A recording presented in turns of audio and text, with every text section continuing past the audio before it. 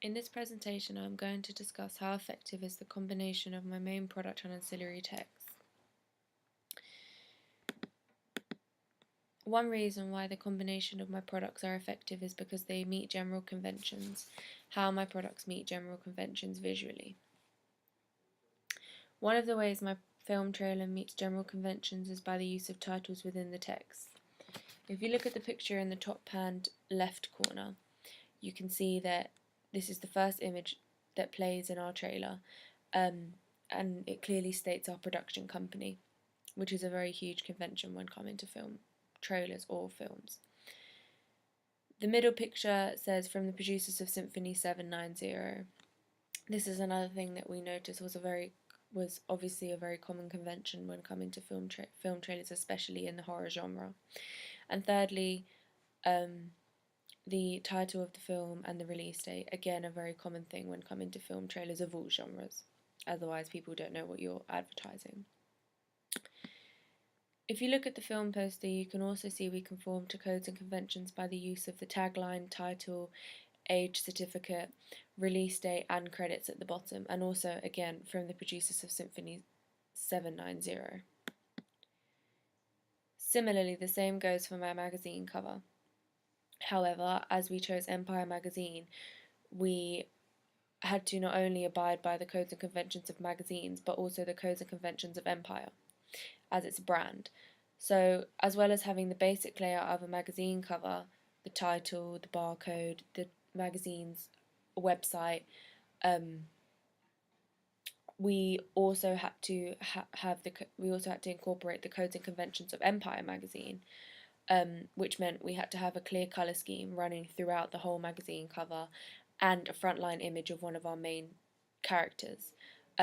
We noticed that all Empire magazines had this in the research and planning stages of making our product.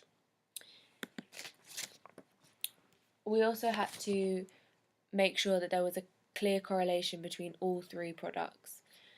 As you can see, the font for Dystopia on the magazine cover and film poster are exactly the same.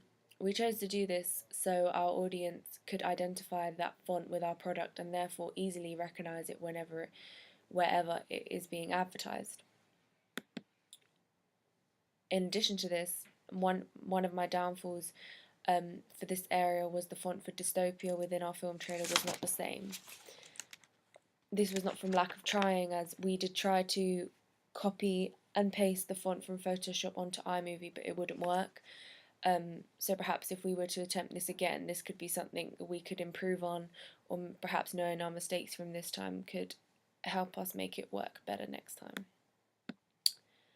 Another element that we ensured to keep the same was our mise-en-scène, and here is a collage depicting some of the elements of our mise-en-scène that I made. So as you can see here, an example of that, in both the pictures, the costumes, lighting and setting are all the same. We did this again to enable our audience to easily identify our product on whatever platform it was being advertised on. I've also taken some stills from the film trailer here, and so following that, you can see also that with the film trailer, it was also done on exactly the same day, at the same time of day.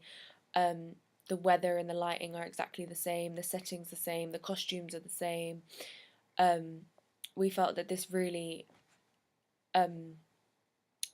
deepened the correlation between all three products and would therefore help people more to identify our film and therefore broaden our target audience.